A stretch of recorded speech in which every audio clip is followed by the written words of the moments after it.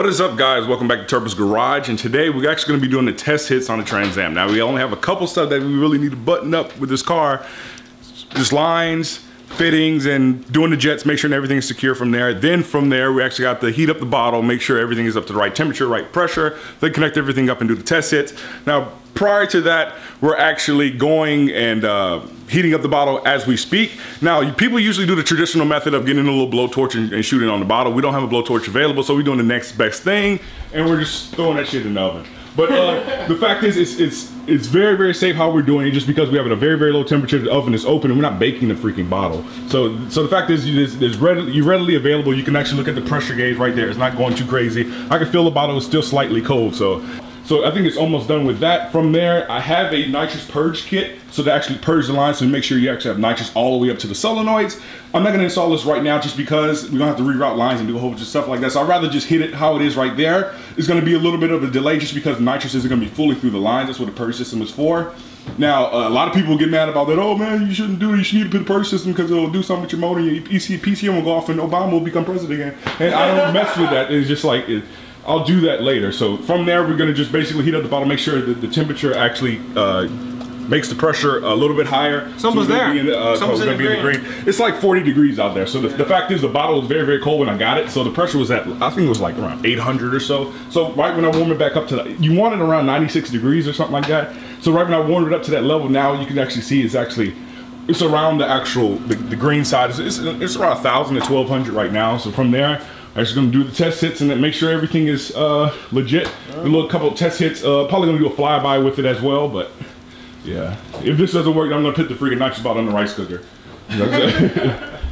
And for you safety nuts out there, yeah, I bought an actual fire extinguisher. So if anything ever goes wrong with the fueling side of the motor and something ever catches on fire, you always want to be very, very safe. If you're ever messing with any type of hard lines or soft lines or any type of lines in general of fuel, you always want to have an actual fire extinguisher available just in case something gets out of hand. So I'm not going to put a bracket for the fire extinguisher in here. I'm just going to actually have it just back there, just readily available. I don't want to really, if the car is on fire, I don't want to be fighting to get the thing out of the bracket. So that's the whole thing with that. And we just mounting the bottle, not mounting the bottle, but we're actually finishing plumbing all the lines for that. Everything under the hood is gooch right now, so that side is gooch. We just need to just fix this side, make sure everything is mounted properly, pressurize the system, make sure there's no leaks anywhere if you don't hear anything. Then from there, we're gonna drive it down into Mexico and go do some Mexican pulls, you know, some taco pulls. That's racist. Okay, my bad. I'm sorry. Okay. Now we're actually going to test the system, pressurize it. We're not going to shoot any nitrous into the intake. You never want to do that. Just want to see if there's any leaks that we can hear. So pressurize it. I can hear it. Yeah, you never want to hit it too hard. I'll go slow. Yeah, I heard the pressurize. You hear any leaks? Yeah, I don't hear any leaks. It's fully open. Yeah, I don't hear any leaks at all. And I can feel it pressurized. It's holding pressure. I can feel it. You hear it leaking out if it was. Yeah, it's not leaking anywhere. So everything got solenoid. Everything good, man. Yeah. Do not hit. It's not armed yet. No, so you do not want any nitrous in this intake. That's the whole thing. You have to wait so long. We ready to. Yeah, cool. Yeah, cool. Do that. Just in case it's leaking somewhere. Yeah. You don't want it to keep on leaking. Mm-hmm. So yeah, it's good. Perfect. So you set up all the lines perfectly, my dude. All right, now I'll do this all the time. Nice. Easy stuff. Oh man, I'm just so. You ready? I'm so on edge. I know. I'm trying to say I'm ready for it. So it's only 75 shots. Yeah. So what's the next thing we got to do, my dude? Go do some test hits. So what bad boy can do. So I guess this is it, man. Holy crap! This is the testing of the freaking Trans Am. It can go two ways. I can either have fun in the blaze of glory, bald eagle shooting out the back of the car, or the engine completely separates its atoms and I'm stuck on the side of the road with nothing under the engine bay anymore. So, just rejects the motor. It just rejects. It's like organ rejection. It's just like just throws it completely out there. Let's go.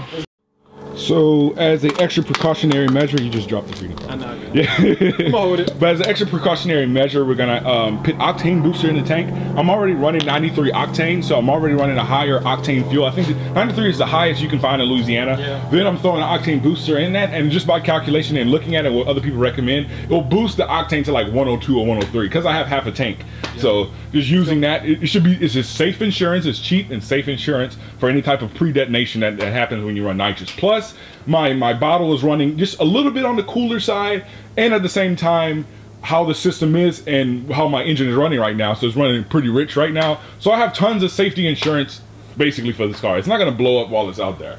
I hope so. So, whew, got it all. Yep. Nice. 15 gallons to like 30 gallons. Perfect. So, this is Gooch, my dude. Yeah, that's it. Cool. Oh, man. Let's go, man. My heart is freaking racing so freaking fast. So yeah, you can open the bottle now. Yep. You hear it? Yeah, it's pressurized. Not nice. Cool. So good. It's good. Yep. Prime the system. Oh, you should turn the system on. Yeah, turn the system on. All right. System is on. System is primed. Let's go. Ooh, this is it. Make sure everything's good. All right. We'll wait for me to actually have an opening. I can actually see what it's doing right after this car.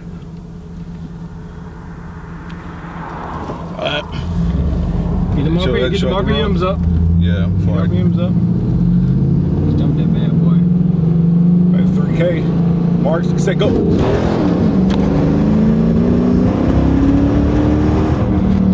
Breaking up, huh? Yeah. 3,500.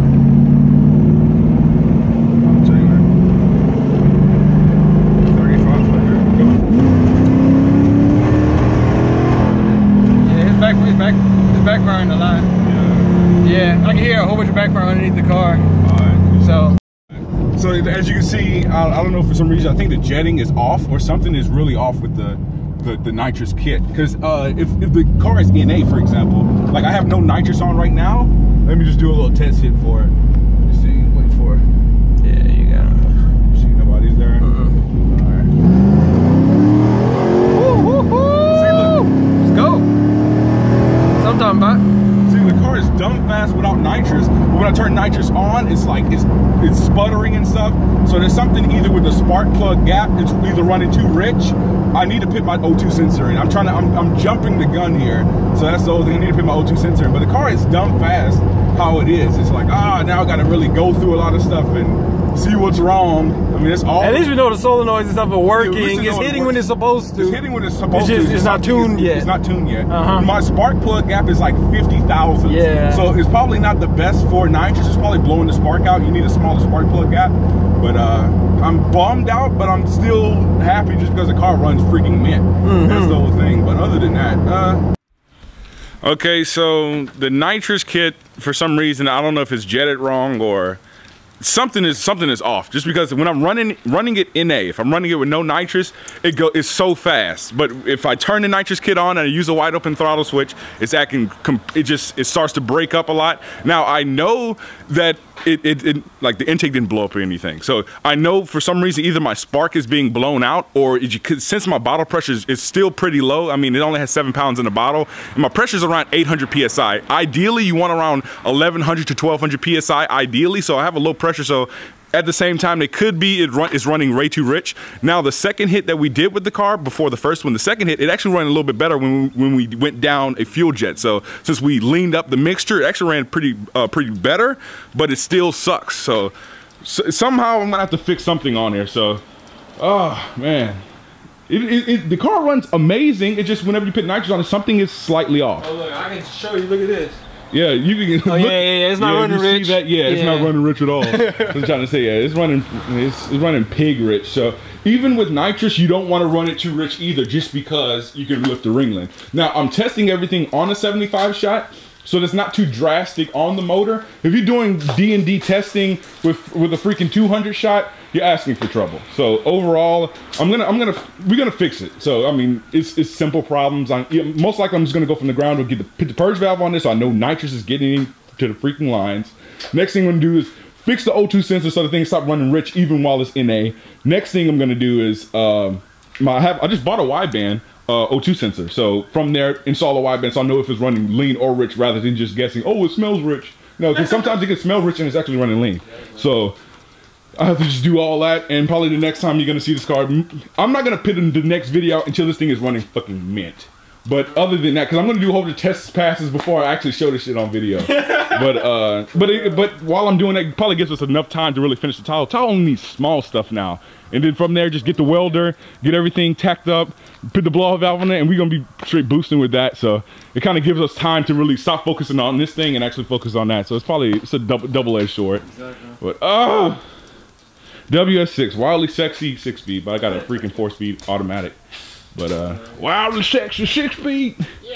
Yeah. But Turbo's Garage. We failed at this shit. At least we're still alive. At least we're still alive, you know. It's not a big fail. I know. Wasn't a complete clusterfuck, but like halfway clusterfuck. Yeah. I'm about to do the purse kit now. Cool. Install that. So nice.